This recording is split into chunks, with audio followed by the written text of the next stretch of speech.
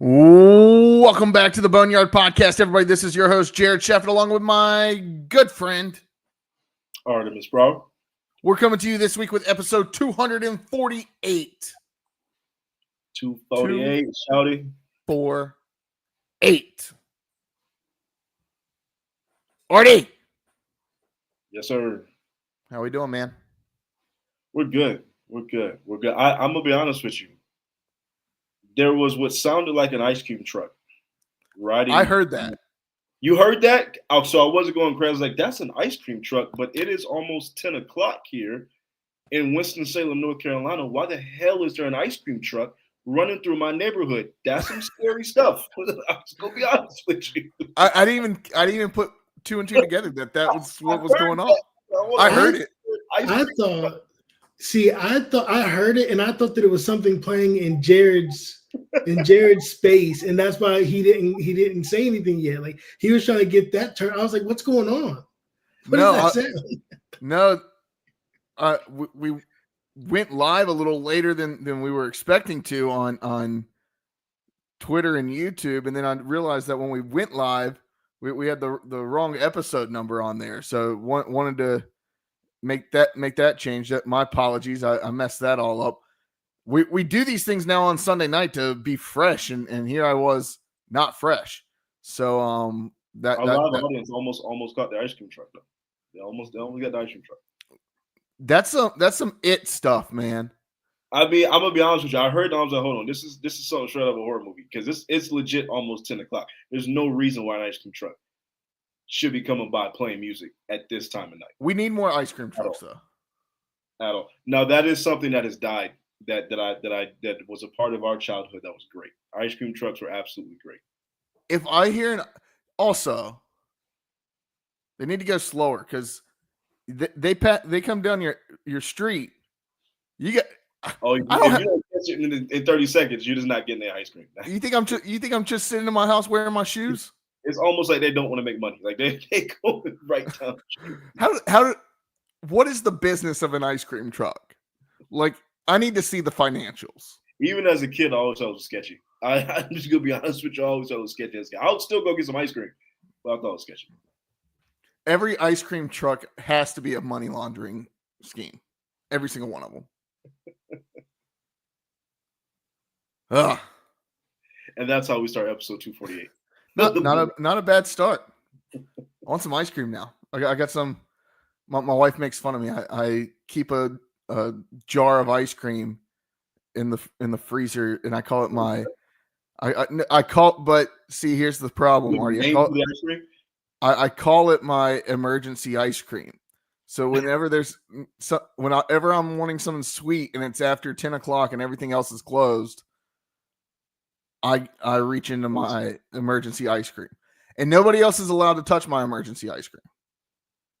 If I find out somebody ate my emergency ice cream, we're gonna have a problem. He ain't gonna do nothing. Jared not gonna do nothing. If he finds out his wife or his daughter got into his ice cream, he ain't gonna do nothing about it. The other day I came home and somebody had backed into our yard, or like their tire got in the yard, and where it had been raining and wet, there's now tire marks in part of like next to the driveway. Mm-hmm. And man, my wife was home and I came in and I was like, Savannah. And she said, what? And I said, did you drive in the yard? And she said, no, that wasn't me. I figured you like missed the driveway or something. And I was like, I don't remember that. And she was like, were you really going to come in here and yell at me if I had like missed the yard or missed the driveway? And I was like, no. And she's like, well, it sounded like you were. So Savannah was checking you. Like, hold on. So imagine if somebody ate my emergency ice cream.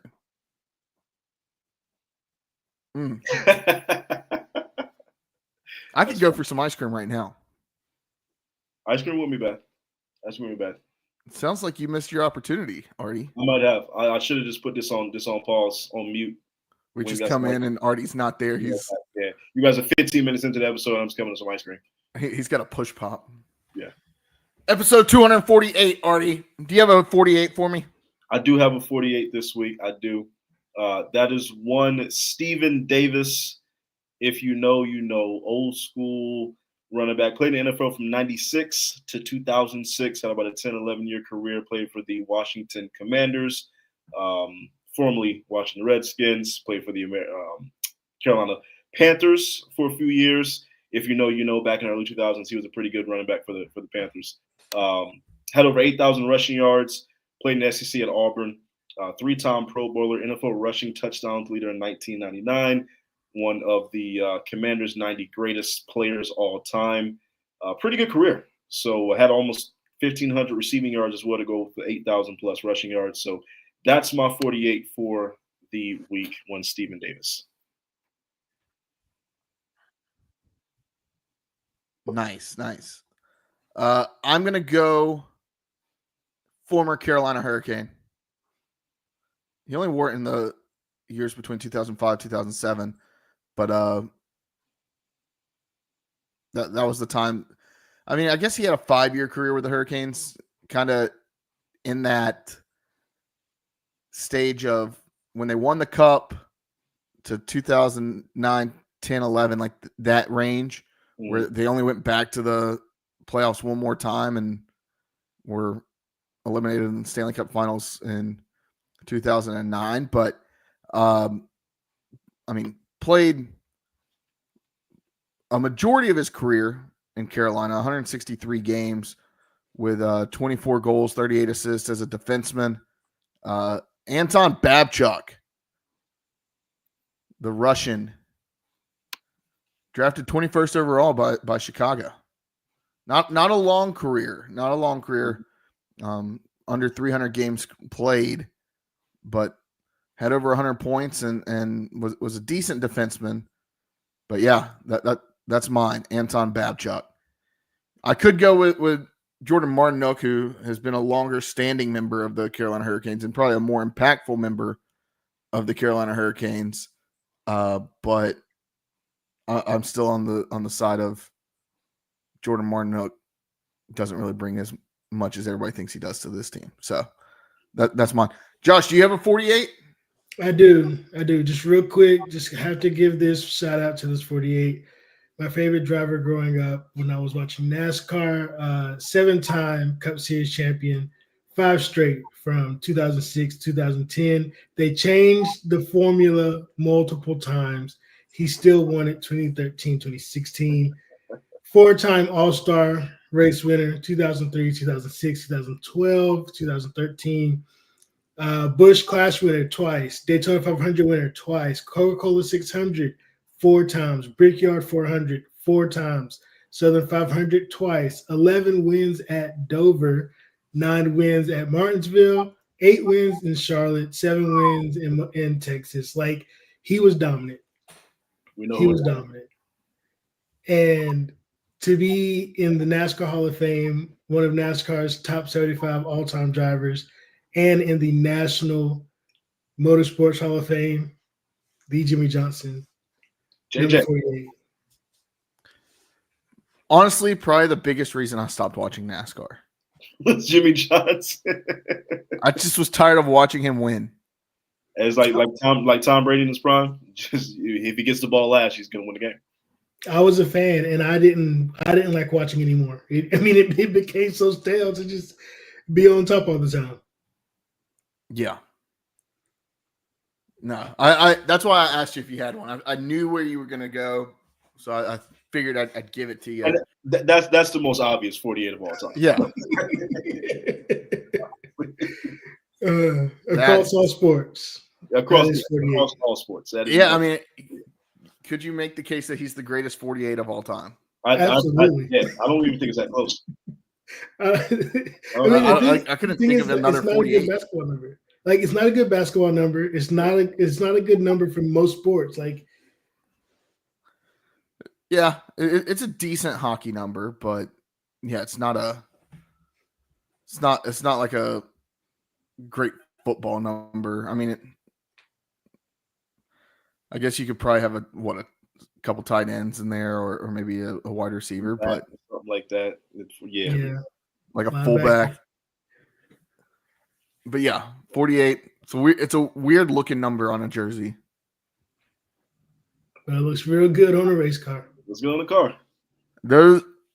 Those old Lowe's Home Improvement 48 cars with the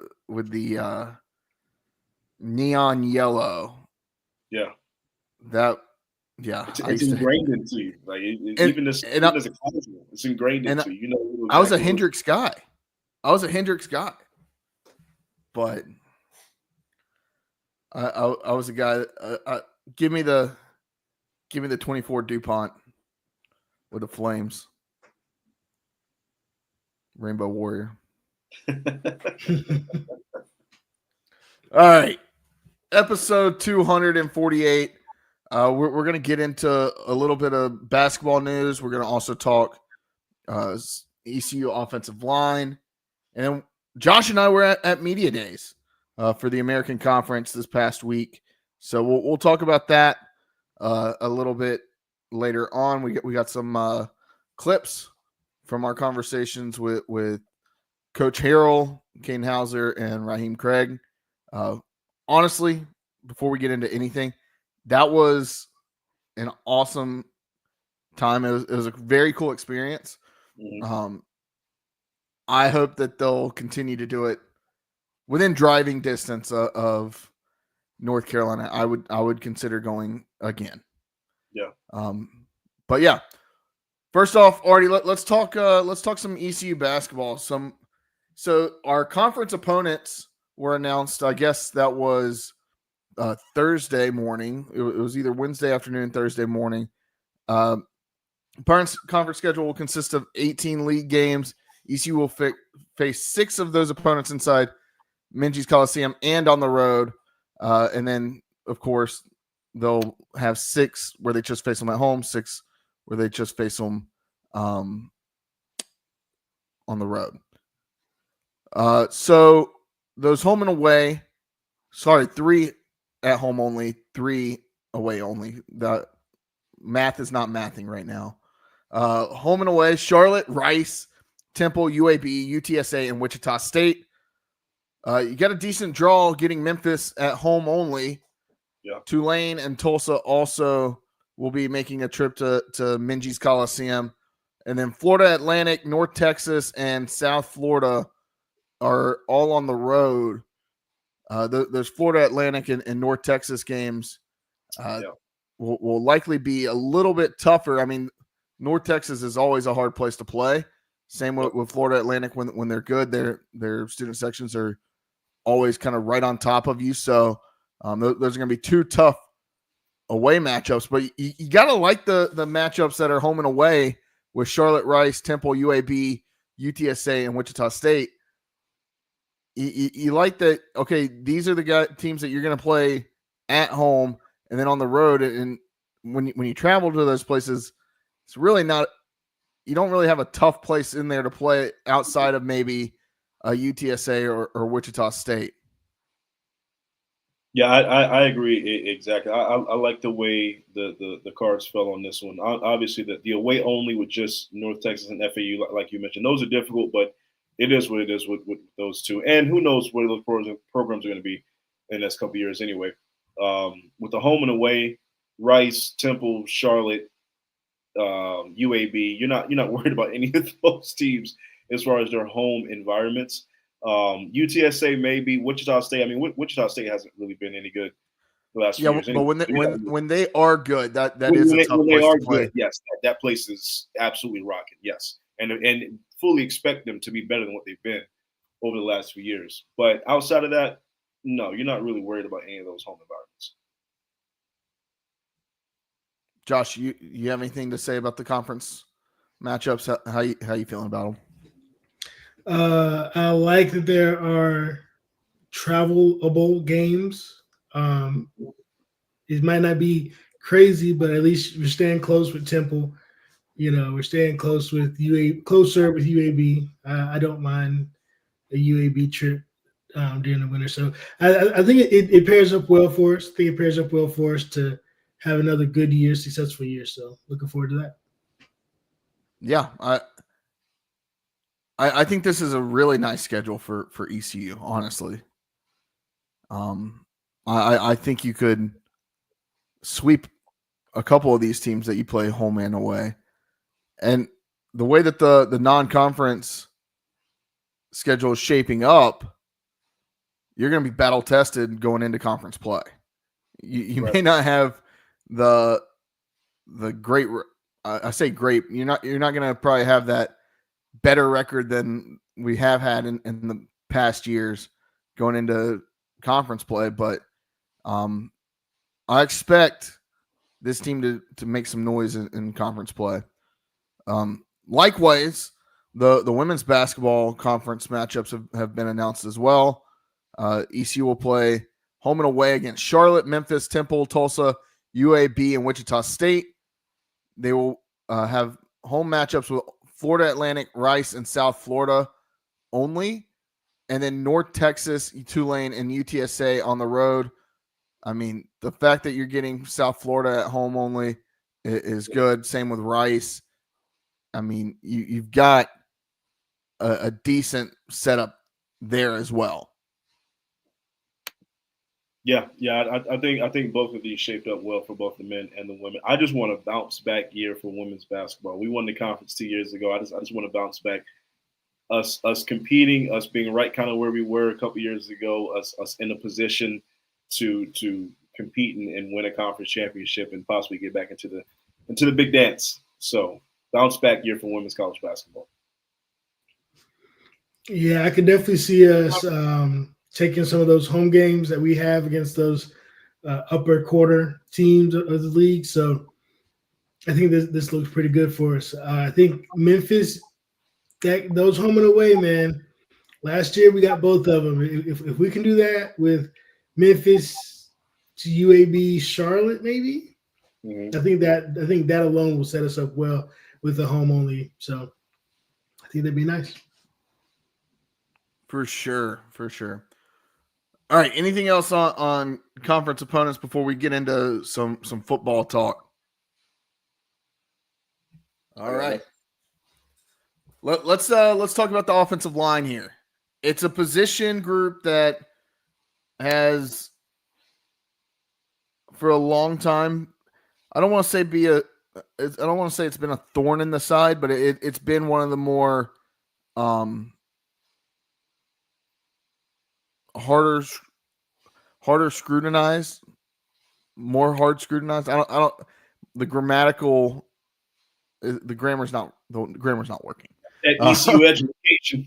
That ECU education there. No, it's been more scrutinized than most position groups. And it's because at ECU, you for the longest time, it feels like you're always kind of replenishing there, right?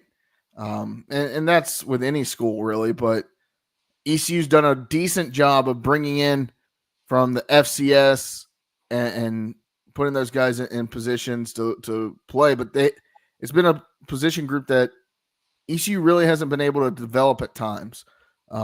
So there's that's you haven't grown with some of these offensive linemen. Right. Maybe that's the better reason why.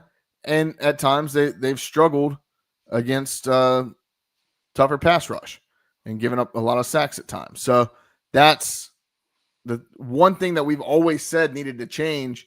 They've gotten better with the speed on offense. That's helps, but it's something that we still look to. So we're going to need this offensive line to really take a step forward in 2025. And what we're going to do is we're going to start off with Panda Askew. Excuse me. He's in year 2 with ECU from UNC Charlotte. Don't know if he'll be the starter week 1, but he will be vital in that 2 deep on the interior offensive line this year.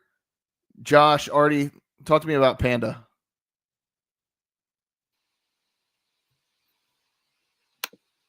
I'm going to let Josh take this one because I don't know too much about Askew.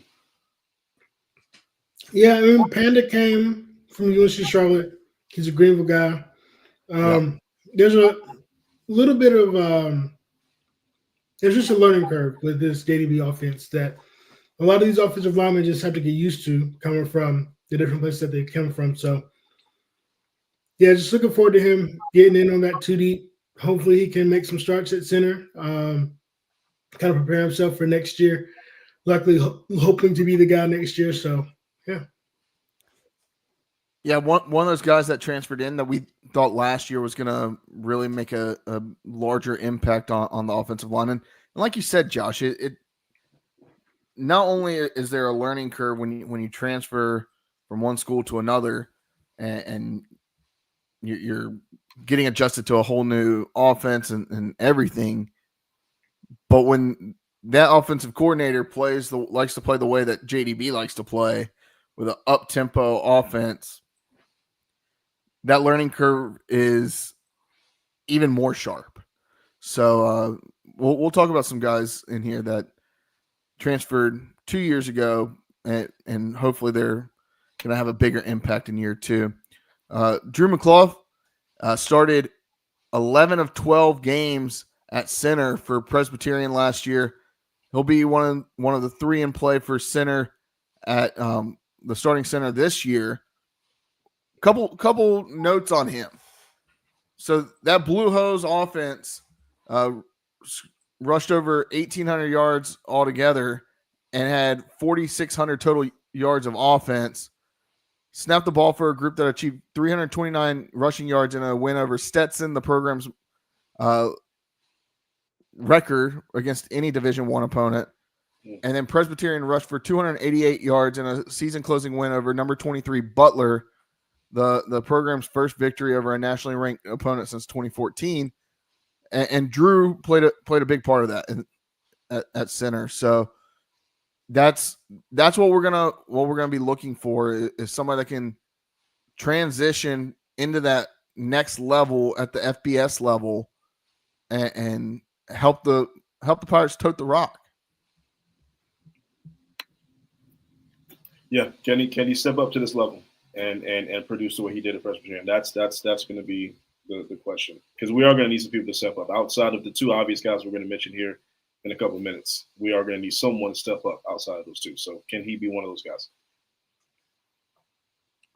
Another guy that we're looking to really kind of make that move is Darius Bell. Look, Darius Bell was one of the most highly touted transfer recruits in ECU's transfer class last year. I mean, of course, you had the guys on defense and the stars on offense with London Montgomery and Caden Hauser.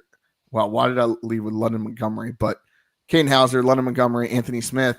Yeah, those were your stars, but everybody was kind of looking at Darius as being that next glue guy on the offensive line. Didn't play a single snap last year with the Pirates.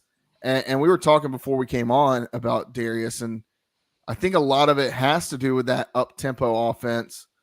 Not to mention this guy is absolutely massive.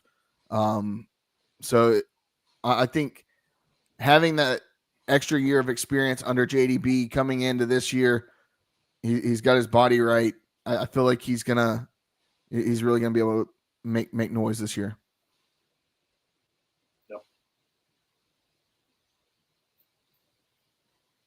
Josh, did you have anything else that you wanted to add to Darius? Yeah, man. I mean, look, Ole Miss had a lot of big guys. A lot of these teams have big guys on the offensive line, and we can't be afraid of it because that's the only way that we're going to win these ball games. So, getting our offensive linemen not only up to speed but up to size. I mean, hey, both of them have to happen, and some players just got to meet in the middle. So, looking forward to seeing how all of these offensive linemen kind of pan out this year. For sure. I'm going to skip ahead a little bit. We're gonna talk about Jamarian McCrimmon. I mean, this is probably the number 1 dude going into the season on ECU's offensive line. I mean, he's already racked up some preseason accolades. Not only is he set to be the guy at left tackle for ECU, he's a junior in the classroom, still has 3 years of eligibility remaining, which is absolutely wild. Played in 12 career games, making 7 starts, finished 2024 with 620 offensive snaps, and a 60.0 offensive grade as a redshirt freshman. His second highest graded game of the season was actually against NC State, where he earned a 67.8 across 70 snaps at right tackle, including an 83.6 rating at as a pass protect. We're going to need him to really kind of continue that and continue to grow as he continues his career at ECU. And he's going to be one that you have to hold on to, because he's going to, if he has the same projection or same level of rise that he had last year, there's going to be a lot of P5 teams calling him. Yeah, this is one of those anchors. One of those anchors on the O-line that's going to have to step up with a lot of moving parts, a lot of guys coming in, a lot of inexperience in this system. With him having that experience, having that camaraderie, knowing the playbook, knowing the system, having plenty of snaps, like this is an absolute day one anchor leader. Got to be able to hold this unit down. Yeah, and like I think one thing about McCrimmon that to me is like the next like ECU star kind of person is like you finish out your school years, your 4 school years at ECU, you graduate, and then if you're first team all conference, but you feel like you still want to go to that first round, and you transfer to a national championship contender if ECU isn't there yet, right? Like, okay, I get that, but like him staying, if he stays after this year, that's the kind of character guy that I think that is going to stand out in the history books for ECU. Yeah, absolutely.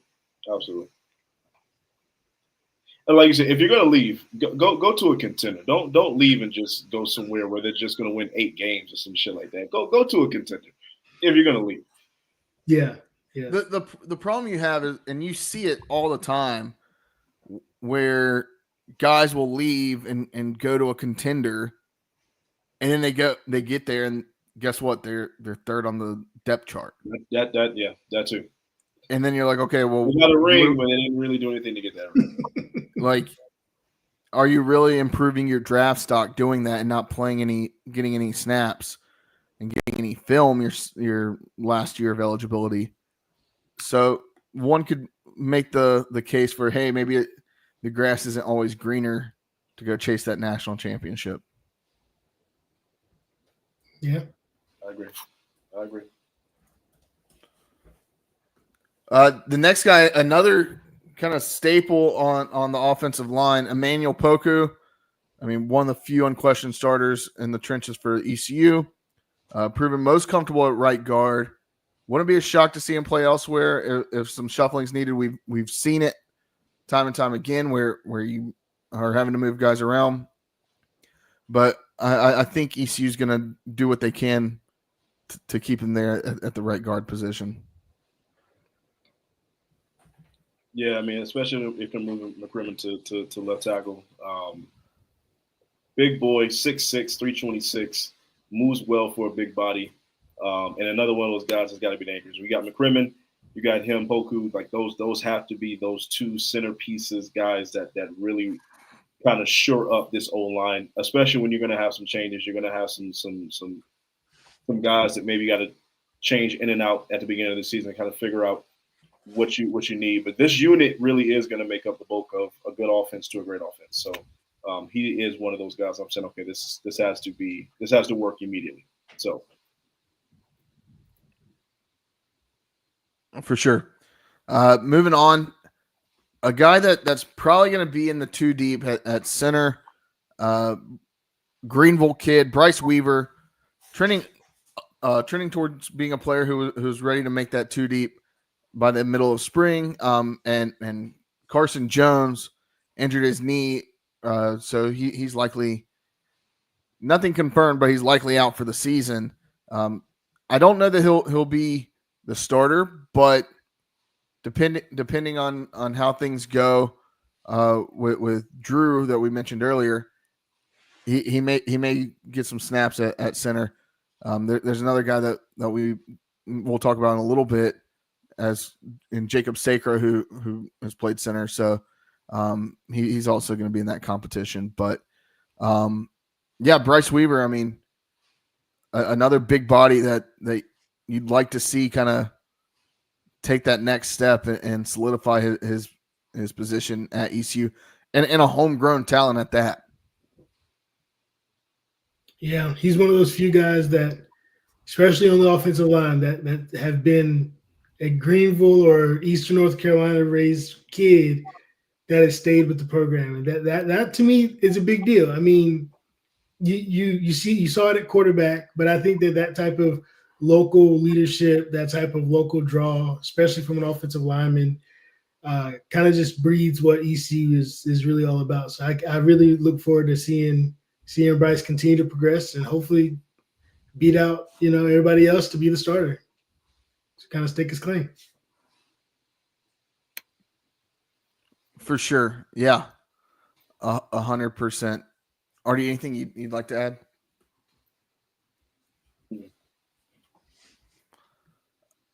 All right, next we're gonna talk about Kyle Long, offensive lineman, transferred in from Maryland, was a key piece of that Maryland offense. Played in 20 career games, making 6 starts. Helped the Terrapins tally 6 wins with 400 plus yards, or 6 games with 400 plus yards of total offense, including a season high against UConn with 629 yards. Part of an offensive line unit that blocked for the 4th ranked offense in the Big Ten. I mean, that's saying quite a bit, knowing the kinds of defenses you're playing in the Big Ten, and was the top ranked passing offense in the league with 278.9 yards per game. That 4th ranked offense was 387. This was a big get, and this is one that at times ECU's lost guys in the portal, right? And they've had a couple big wins in the portal from P5 schools, but this is one that it feels like is a big get for ECU going into the season.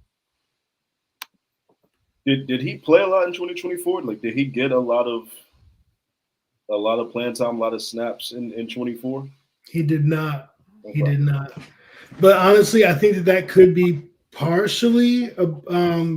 Recently, Maryland's head coach talked about how he lost the locker room last year with NIL stuff, and I think that some of these things kind of played out in the transfer portal. So.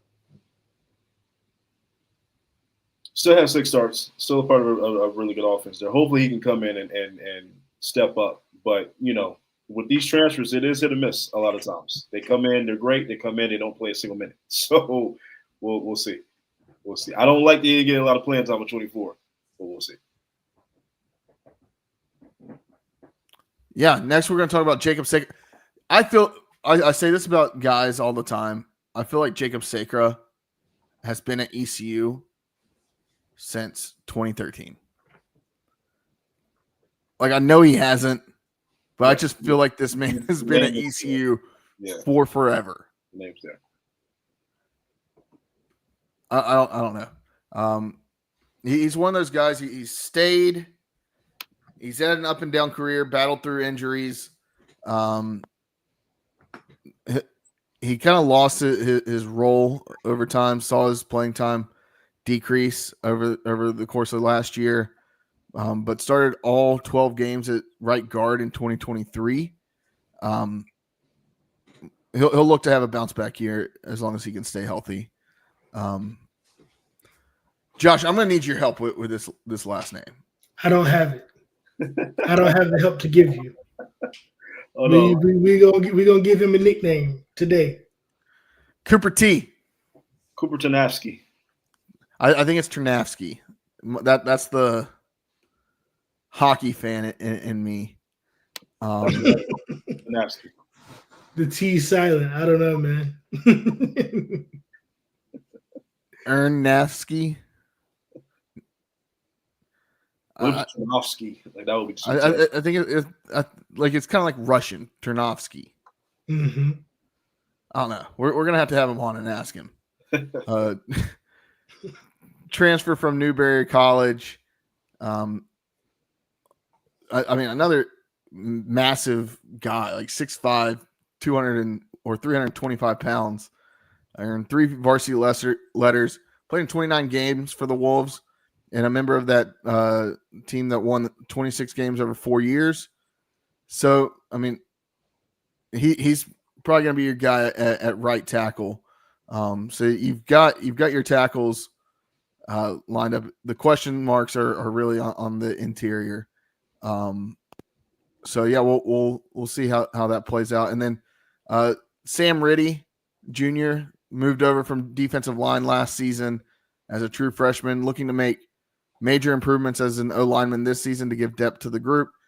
Don't expect to see much out of him as he continues to make that transition, but we've seen guys go from offensive side of the ball to defense.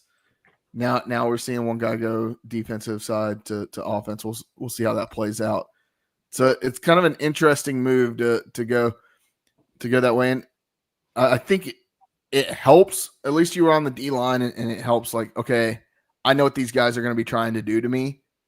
I know how to kind of defend against that. But I still think we're a year out from really seeing him try to take a hold of a spot in the 2 deep.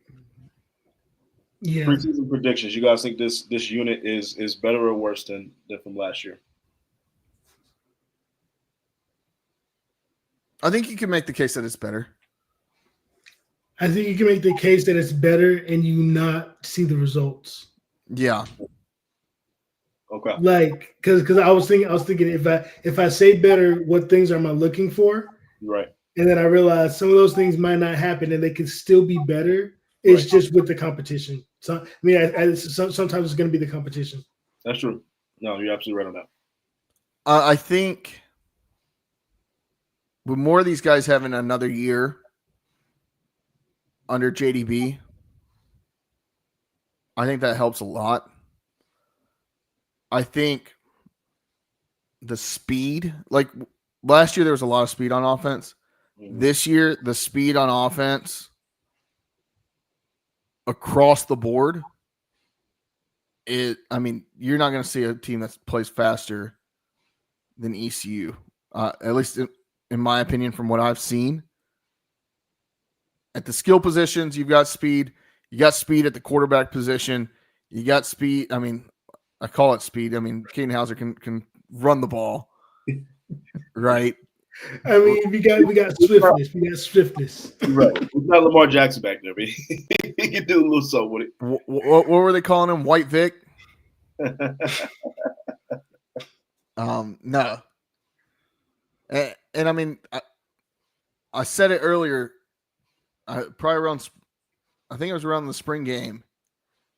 This running back room, you've got a lot of speed, and like you've got still that bruiser back in Marlon Gunn, but the top end speed at running back with London Montgomery and Parker Jenkins is through the roof, and those look to be your 1 and 2 going into the season.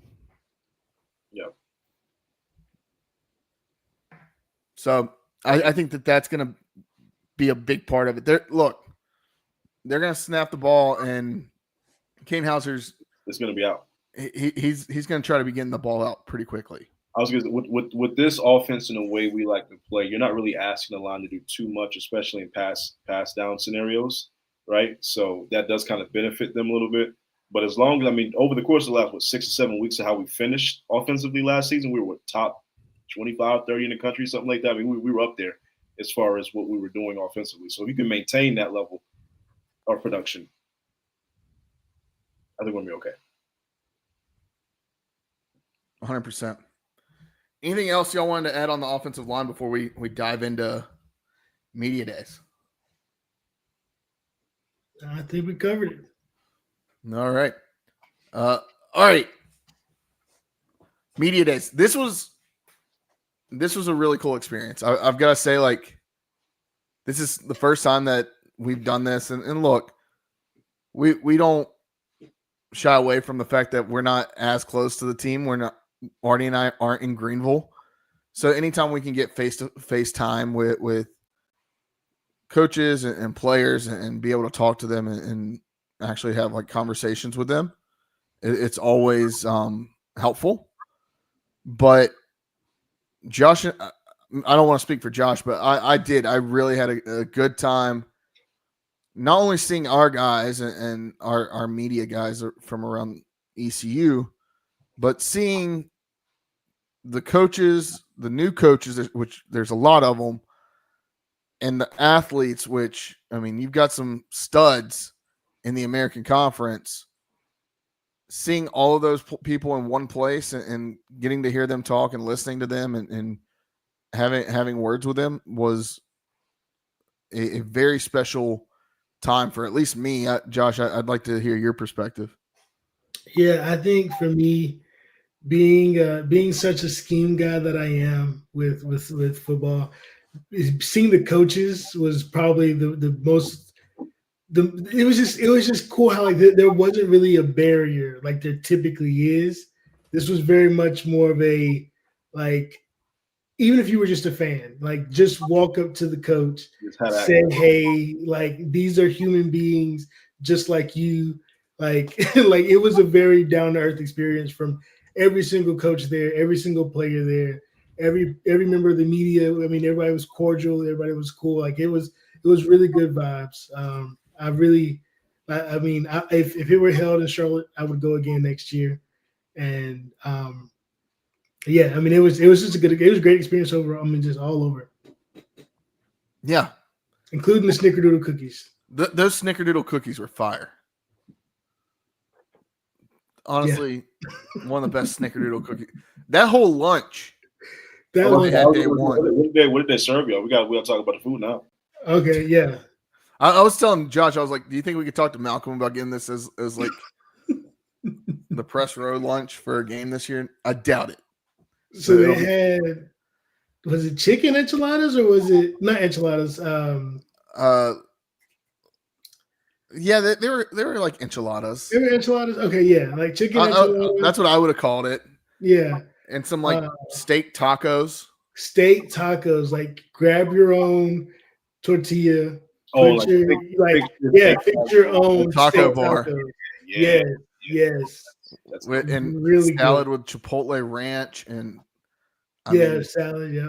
Oh, they took care of y'all.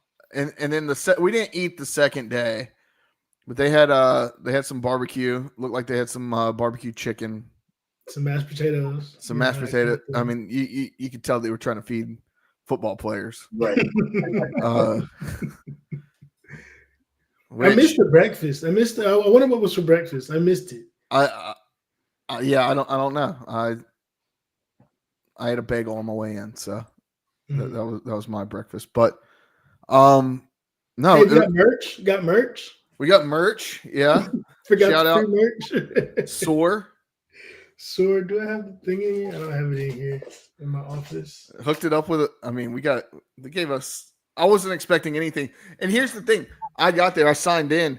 They didn't give me anything, and I was kind of like waiting around. They gave me my badge and whatnot. I was kind of waiting around. Josh walks up and he signs in, and they're like, "Okay, grab your free T-shirt. Here's a power bank. Here's a notebook." I was like, "What the fuck? Where's my shit?" Yeah, I wish I had the notebook in here. Like the notebook is branded. It's got Built to Rise on it. Like it's a really legit notebook. Yeah, like it's legit. It's like, it's like the faux leather. Yeah. Oh wow. Yeah. That's not cheap. Yeah, man. I mean, it's got some padding on it, man. Yeah. I'm gonna be taking all my notes in it this year, but no. I was like, hey, I didn't get any of that. And they were like, oh, well, get you something. I was like, I thought I heard them say it was $15. Apparently that's what it was for fans. I was like, I ain't buying that shirt if it's $15. But if it's free, I'll take it. If it's free, I need to have it. But anyways, yeah, it was a really great experience.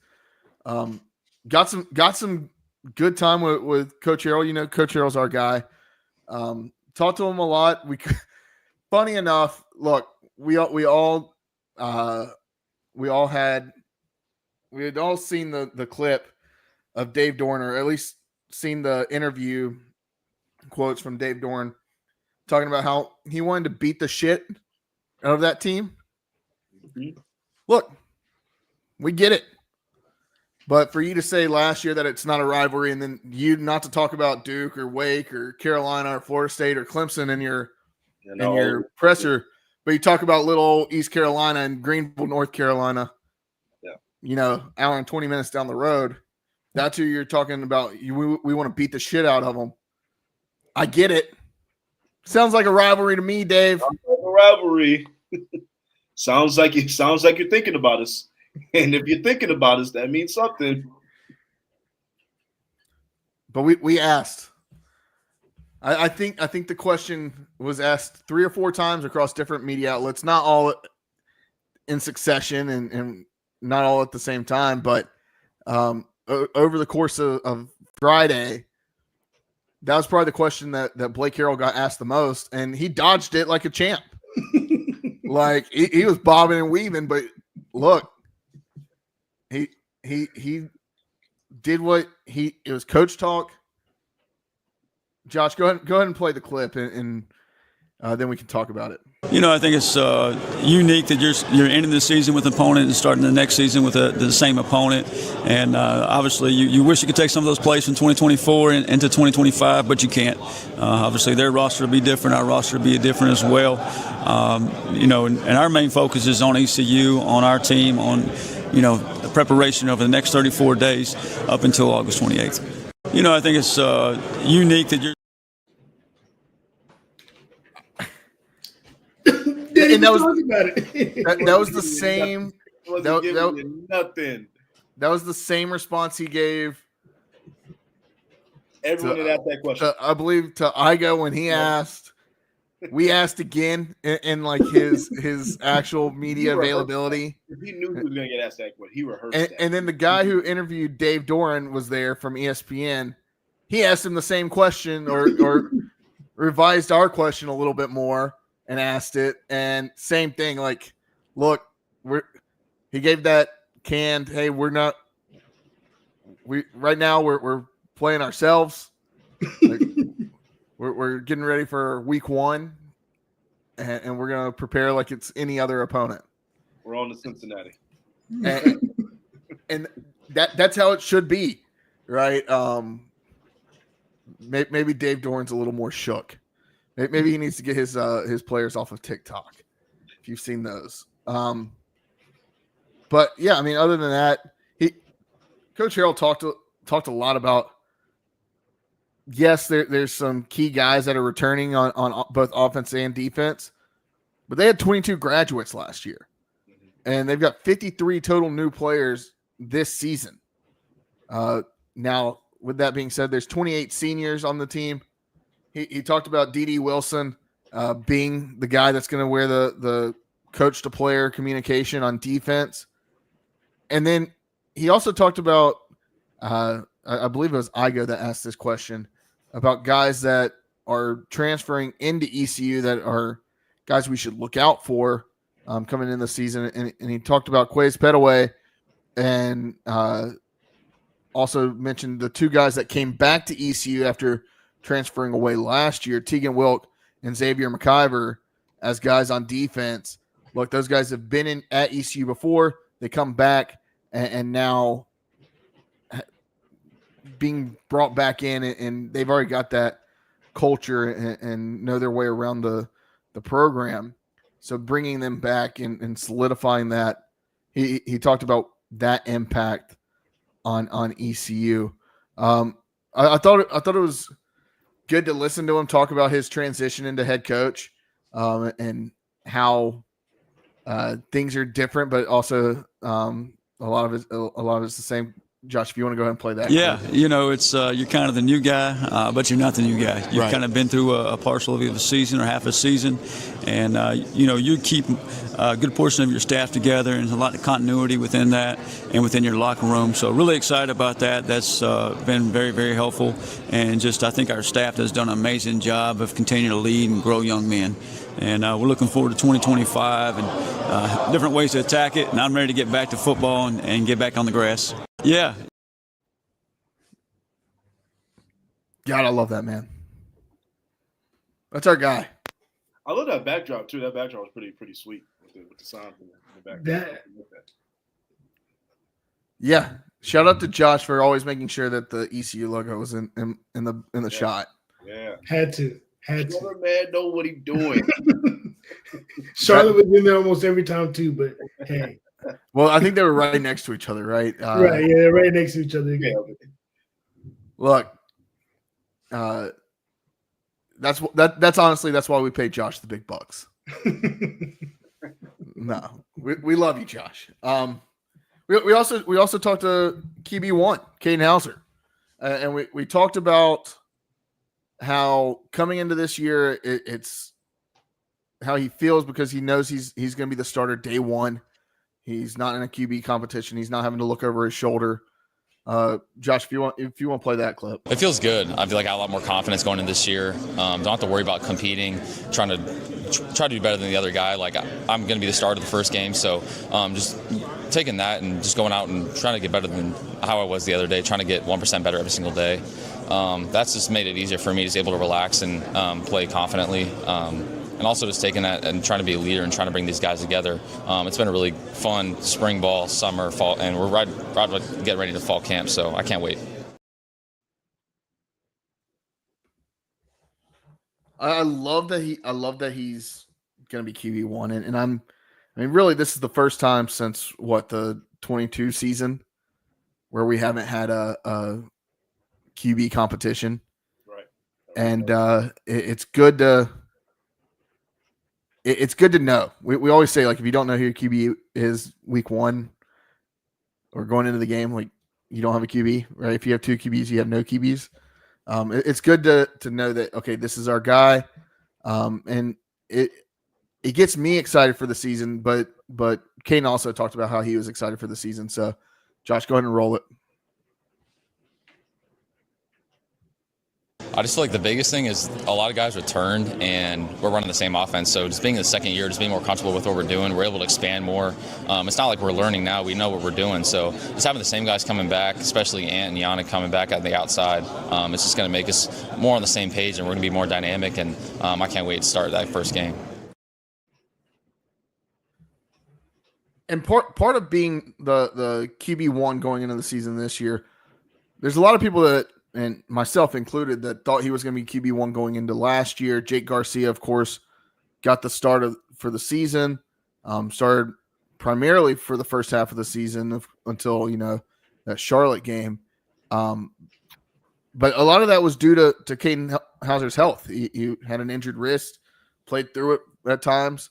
But now he talks about being healthy going into the season, which is very exciting for ECU. So go ahead, Josh. I feel great. We had a new strength coach, Mason Baggett. He came in, and I feel like I'm in the best shape of my life. I feel like I'm running good. I'm reaching my numbers I'm supposed to. I'm in no injuries, no medical, anything like that. And I'm in really good shape, and I feel like our team is having that as well. I think we're all in really good shape and fired up for the season. And then, of course, we asked him last year before he would really gotten a chance to get to ECU. Oh yeah, I know what this is. But we had to ask him, what's the Sup Dogs order? Ooh, man, it kind of changes. Usually the Blackout Burger's where I go. Blackout Burger, fries, and a lemonade. Blackout Burger, fries, and lemonade. Classic. Absolutely. And I like that he went straight to it. Like it didn't take him. He knew it. He just knew it. Yeah, he just boom. I think he remembered the question from when we had him on when he transferred. But we also got a chance to talk to Raheem Craig, and what we talked about with him was how going into his second year in the program, I mean, these were two guys that transferred in last year, how they're meshing with all the new guys coming in, whether they're freshmen or transfers. And I thought it was really interesting, some of the things that he had to say here. So, Josh, if you want to play that. We just had to build that chemistry, coming in January, there's a lot of new transfers, a lot of new freshmen, stuff like that. And, we used to be separated by, like, position groups and stuff like that in the locker room. Well, Coach Harrell came in and was like, he want to try something different. So he mixed us all up and, put us on rows with different guys, so we got to interact and socialize with them. And then, when we go, to meetings and stuff like that and, up to, say, for instance, we go, to lunch, or breakfast, he don't allow no headphones, so we got to sit down and talk to our teammates so, we can build that bond, bring them in, show them that they family too. And I thought there was some that was really interesting that he talked about there. In the past, they've been kind of sectioned off by position group, which makes sense at times, but from what I've gathered at times, the previous regime wanted you to be very siloed into what you're doing. Right.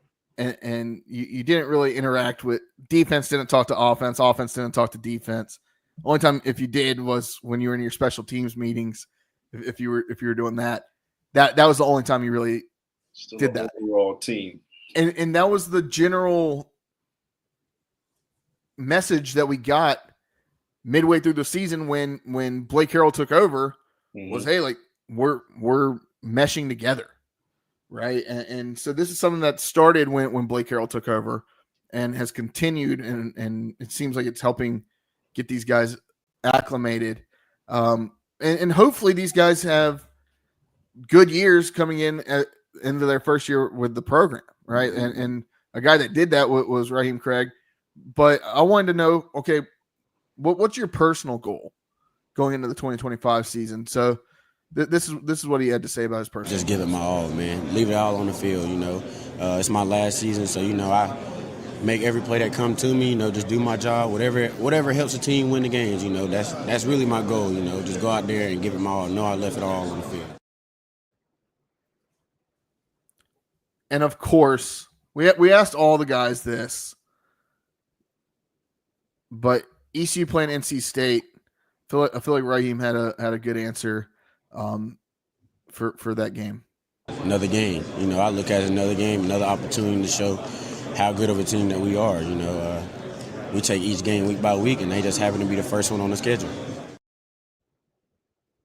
And That's echoing, what she was supposed to say. They just happen to be the next ones on the schedule.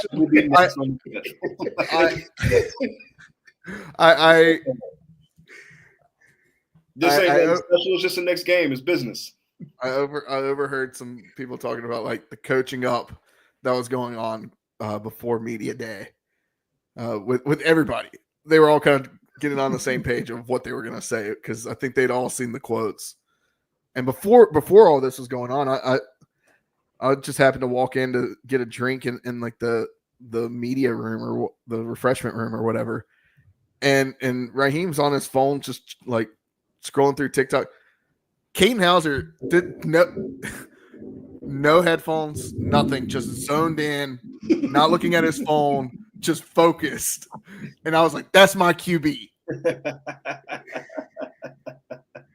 I almost went up and like said something to him, but he was like, no, when you see somebody in that zone, in that mode, leave them alone. You don't go to but do nothing. And like I saw Raheem like go like this to him, and he knew Raheem apparently wanted his chapstick or something. He was like, "Here you go." That perfect teammate, Caden Hauser, perfect teammate. All right. Lastly, also had to ask Raheem his Sup Dogs order. I think his was a little more. His was a little more out there than Caden's. Oh, okay. Look, so you gotta go on the Sup Dogs. You gotta get the spicy chicken sandwich. You don't get no bacon on it. Get the lettuce, tomato, cheese with the mayonnaise on top. Then you gotta get the loaded tater tots. The loaded tater tots with the cheese on it. No bacon though. Don't get no bacon on there. I don't eat pork, so I ain't get no bacon. Then I'm gonna get me a large water. Then I gotta get the sup dog sauce. The sup dog sauce is good. I don't know what they put in it. Y'all need to give me y'all secret, man. I need to make some of that at home.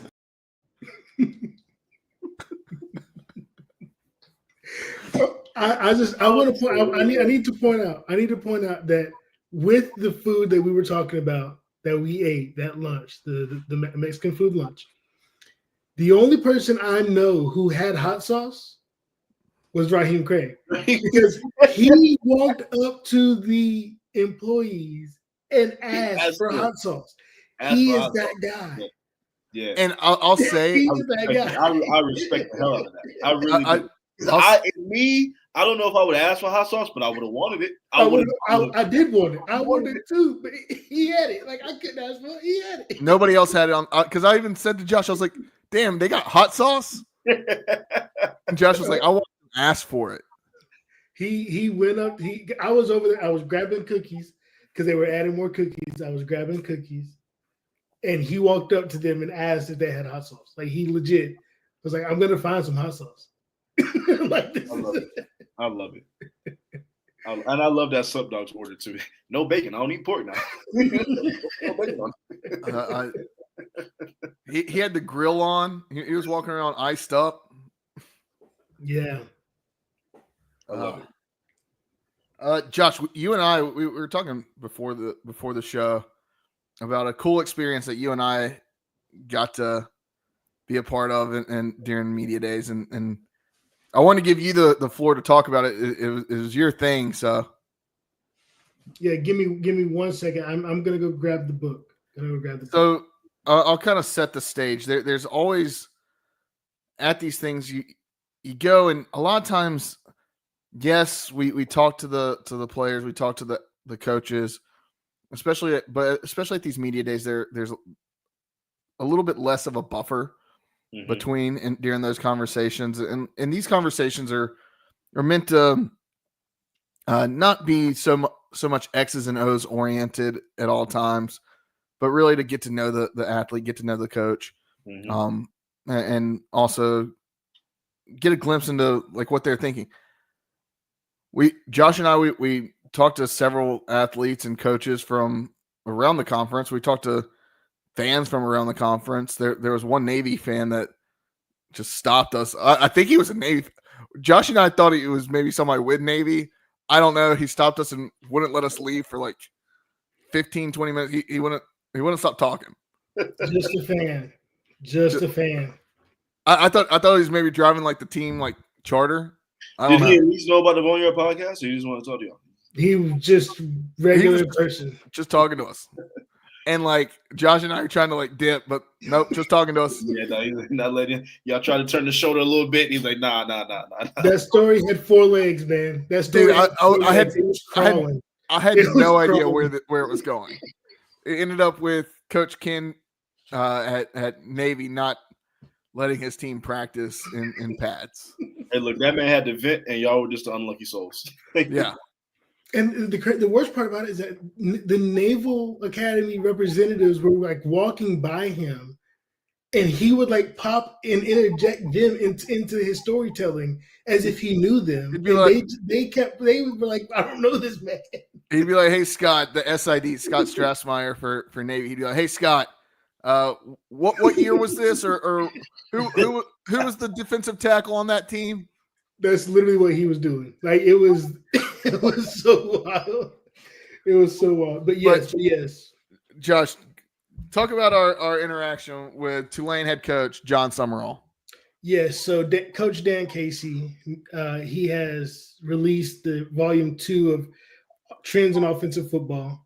So no free ads. I got the book. No free ads, but I got the book because I love scheme.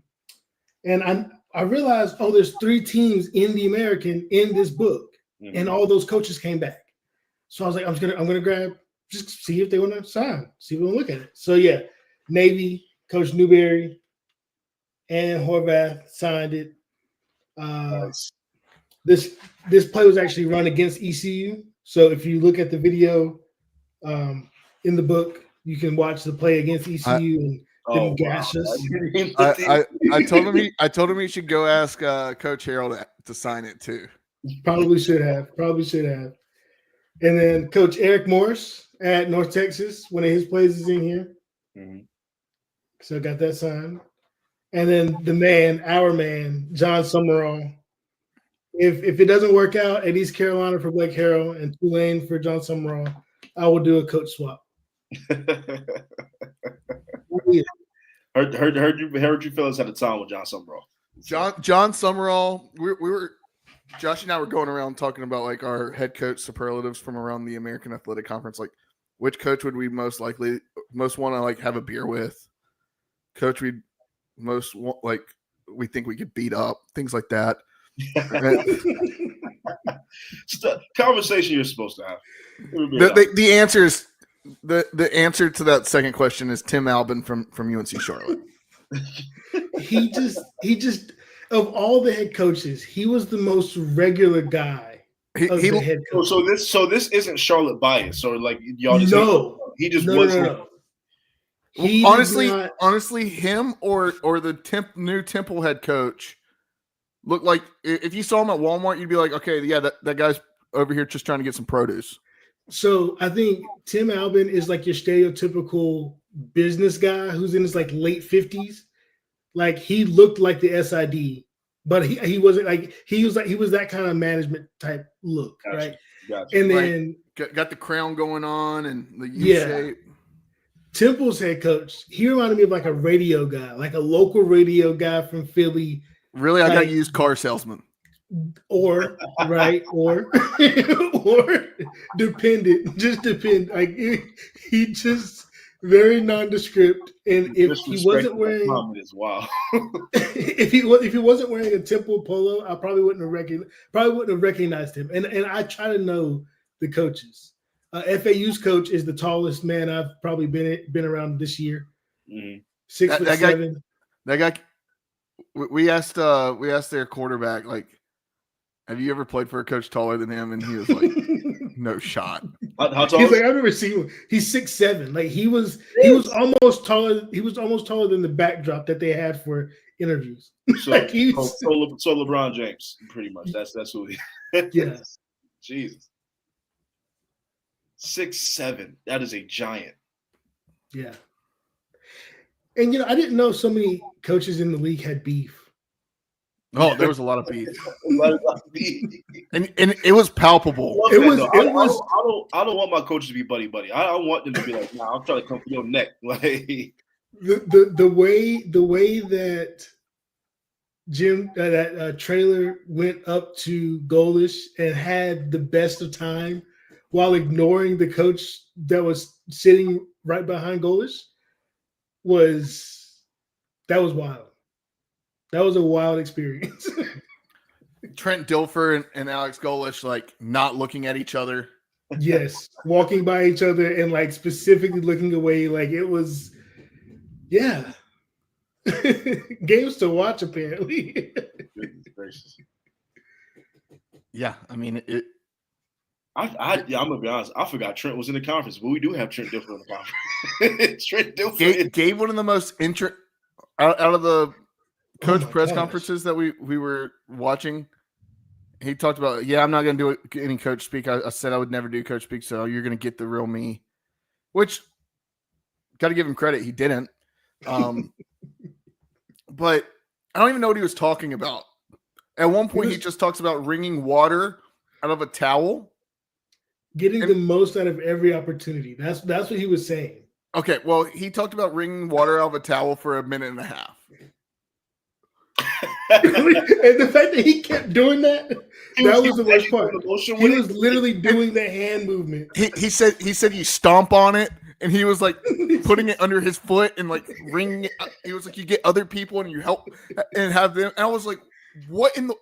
I looked over at Josh. I was like, is this going to be one of those clips? Of course, Dave Aranda at Baylor had an all-time clip later on in the day to go past that, but like. At that point, it's like, Coach, we would have just preferred the coach talk. Just give us the coach talk at this point. He's like, just you wring it out and you wring it and you unfold it and you think you got all the water out, but guess what? You didn't. So you do it again and you do it again. And I was like, oh, we get it. It's still wet. But Go Trent. no, John Summerall. Honestly, John Summerall, friend of the podcast. Friend of the Friend of the podcast. podcast. Yeah. I like it. I like it. He I like it. every time he would see us the rest of the day, he'd be like, Oh, good afternoon. "Big dog, big dog." He'd call me and he'd walk up to us, be like, "What's up, big dog?" Multiple times. He told me that made his day when Josh showed him that book. So, Yeah. I love it. I love it. And who knows? Might be the best team in the conference this year. So we may have a friend in the podcast of a coach of the best team in the conference. So we got to get John Summerall on now. We got to. All right. We said it's not going to go an hour and a half, but here we are. Walk the plank. Anybody got to walk the plank? I don't think I have a walk to play this week. I had something early and I forgot. Oh, Josh, you got the clip. Yeah, you guys go ahead. This will just be our end scene. All right. I'll say Thursday night. I guess it really came out Wednesday, but then it was making its rounds around UTSA and Memphis on like throughout the week, and nobody else really had heard about it. And then I guess Thursday night it comes out. Former, what was it, DB or safety at Memphis. I don't know his name off the top of my head. And I know that if I did, I would have trouble pronouncing it anyway. So, anyways, come to find out, he sent Owen McCown, quarterback, for UTSA, their defensive signals, and just like absolutely talk shit about his teammates in these DMs. And it all just kind of came out during media day. Tim Pernetti, American Conference Commissioner, said like, "Hey, this is really like, there's not much to go on about this. Like, the coaches are handling it independently. It's a bad look for the game. I wouldn't even say for the American. It's just for the game in general that this is happening. Because we hear stories about this all the time. We all remember that UCF tried to say that that's why we beat the dog shit out of them back in 23. So yeah, I'll say that it's not a good look, and it was just kind of unfortunate timing, and then having Jeff Traylor trying to like dodge those questions, and Owen McCown trying to dodge those questions at media day. Like it really became, their media day became about that story, which rightfully so. It's just unfortunate that that's happening in this sport that we love. So we can't. I mean, if somebody sends you their plays, what are you gonna do, right? But sucks that people are actually doing that. You're not supposed to look at them. Yeah. You're not Okay. Yeah, It's a business, Josh. Business decisions are made. If you're my competition and you send me the blueprint to beat you, I'll be an idiot to not look at the blueprint. It could have all been false, and then now you're sitting here looking like a dummy because you've got your team thinking it's one thing. Well, look, and that's why you still going with the same game plan you went in with, but you got it on the back burner. That's the knowledge. I can't think of any others. Josh, anything? No.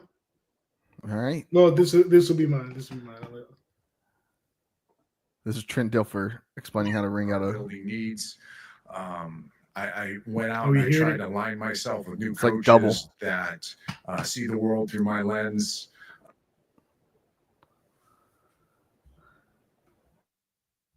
Now play it. Whoops. Now play it.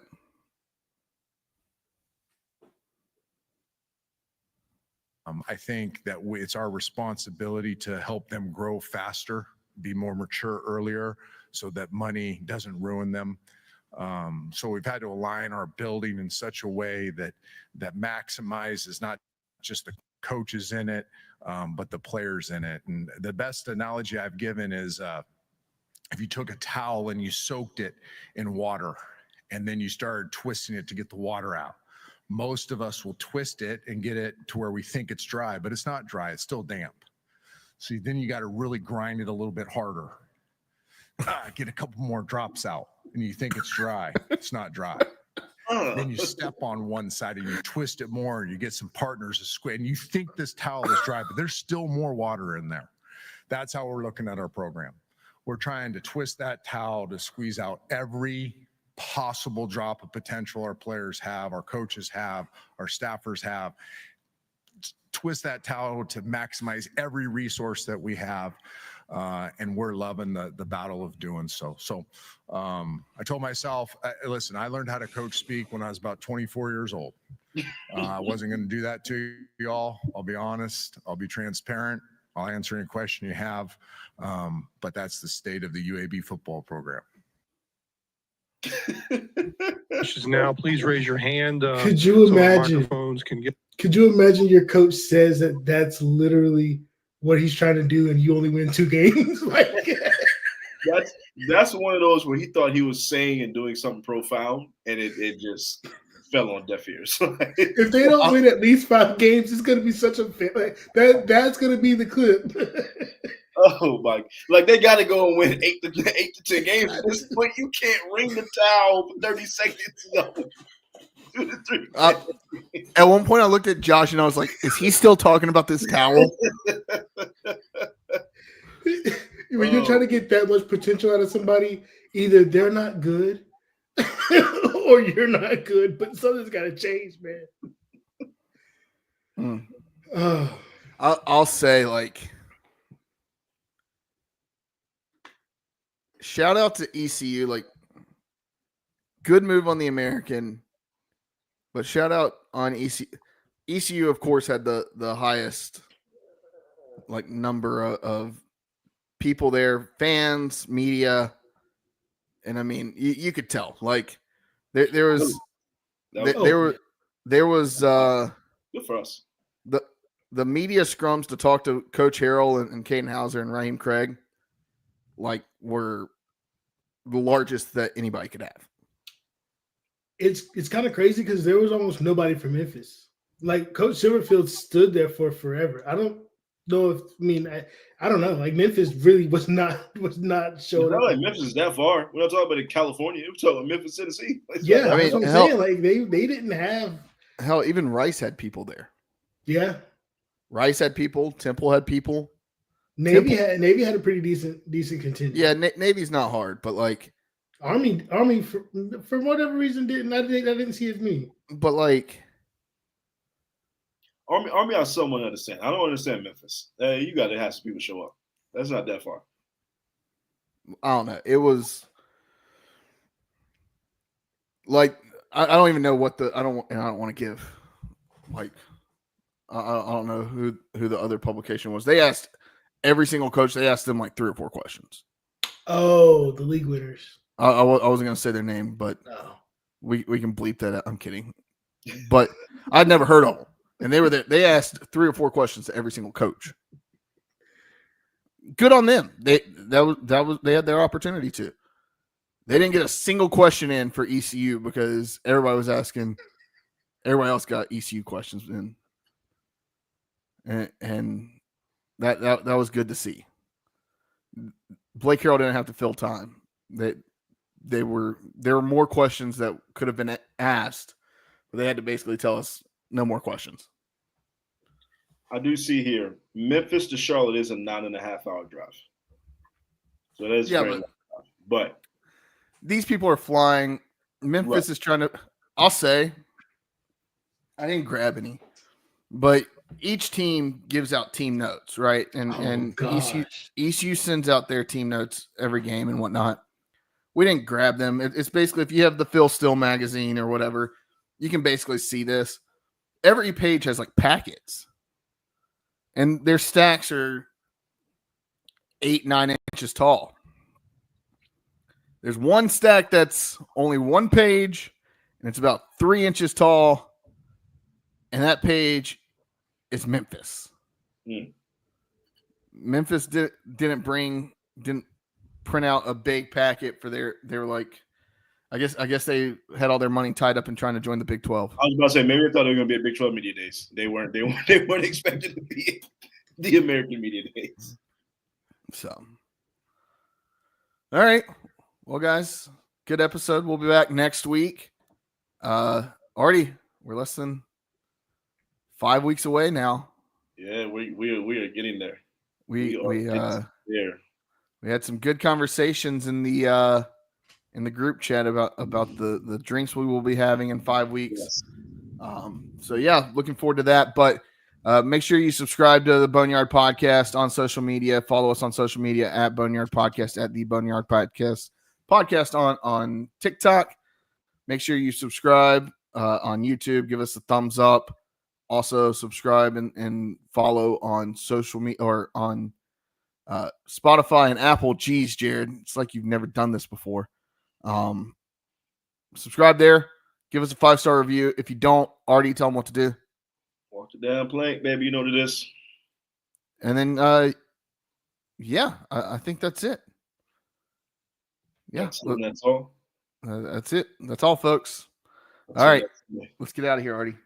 Wash your hands, wash your butts. As always, Pirate Nation, we love y'all. We are all so close to football. We are all so close. We cannot wait. We'll see y'all next week. Deuce. Go damn Pirates.